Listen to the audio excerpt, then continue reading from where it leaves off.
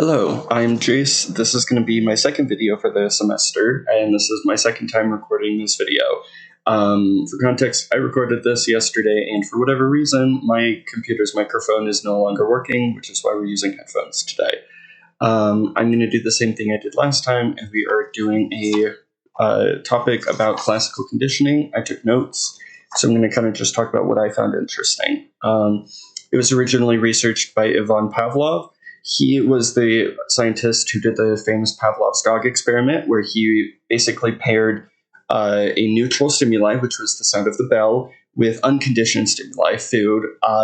Therefore, the dog basically learned to associate the sound of the bell ringing with food, causing the dog's mouth to naturally salivate. Throughout the course, we learned that throughout the term, we learned there were several different classical conditioning terminology. So I'm going to kind of go through my list, talk a bit about those. There is unconditioned response, which is innate and caused by unconditioned stimuli. So this is things of like just naturally happens, stuff like that. And there is unconditioned stimuli, which triggers your UCR. You've got neutral stimuli. This is things that does not cause a response normally. Conditioned stimuli. This is a neutral stimuli paired with an unconditioned stimuli to cause a response. So things like you pair the bell with food to cause the dog to salivate.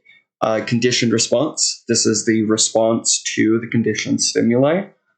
And then you have extinction, which is when pairing of conditioned and unconditioned stimuli stops. This basically causes the behavior itself to gradually decrease and start slowing down.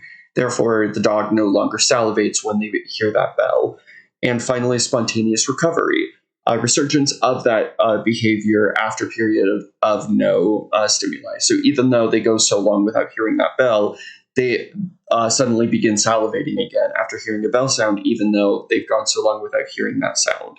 So overall, super interesting. And then gradually after Pavlov, there were multiple other scientists that continued from there, and thus began the study of behaviorism, or behavioralism, which is where the rest of the lecture went on. But that's what I found interesting about classical conditioning.